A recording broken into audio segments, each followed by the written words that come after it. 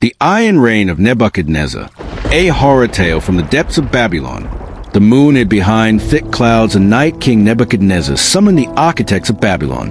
The Euphrates flowed sluggish and black beneath the shadow of his ziggurats, and the wind carried screams that never reached the stars. His eyes, hard as obsidian and colder than the deserts at night, surveyed the city with hunger. It was not enough. The hanging gardens had bloomed, but he wanted towers that scraped the heavens and prisons that scraped the soul. His voice, deep as a grave, echoed through his throne room. Let the city fear me as the earth fears fire. From the dark corners of the kingdom came builders, sorcerers, and priests. And under Nebuchadnezzar's orders, they carved canals not just through stone but through bone. Entire districts were razed. Families were uprooted and enslaved.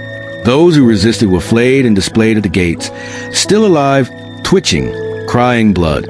Whispers spoke of the black chamber beneath the palace, a place where light could not enter. There, it was said, Nebuchadnezzar communed with shadows older than Babel itself. A low, droning hum often throbbed from beneath the city streets at night, rattling bones and making dogs wail. Mothers told their children to sleep, lest the king's watchers come, eyeless, pale figures with twisted limbs, once human, now beasts of his will. The priests no longer offered sacrifices to the gods. They offered them to Nebuchadnezzar. The fires on the altars burned green, and the statues of Marduk wept black tar. When the king walked through the temple, every idol bowed. One evening, a scribe named Eliah dared to record the atrocities.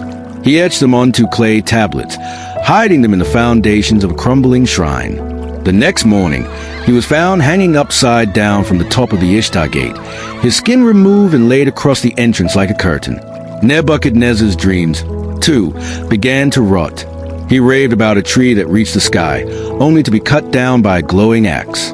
He screamed of beasts with iron teeth devouring the world. In his madness, he ordered the forest burned and all trees felled. "No tree shall grow taller than Babylon," he shrieked, naked and blood-soaked, while dancing through the ashes. But horror is patient. One night, the wind died. No torch would stay lit. The stars refused to shine. From the black chamber came a noise, not a scream, not a growl, but something between, like the world itself groaning in pain. The king emerged, hair wild, crown askew, eyes bulging.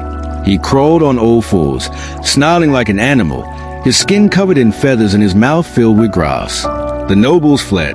The priests tore their garments. The watchers vanished into the night. And Nebuchadnezzar, the great builder, the tyrant, the god-king, was left alone, gnawing bones in the gardens he once called paradise. To this day, the ruins of Babylon whisper at dusk. They whisper his name. And sometimes, they whisper your name too.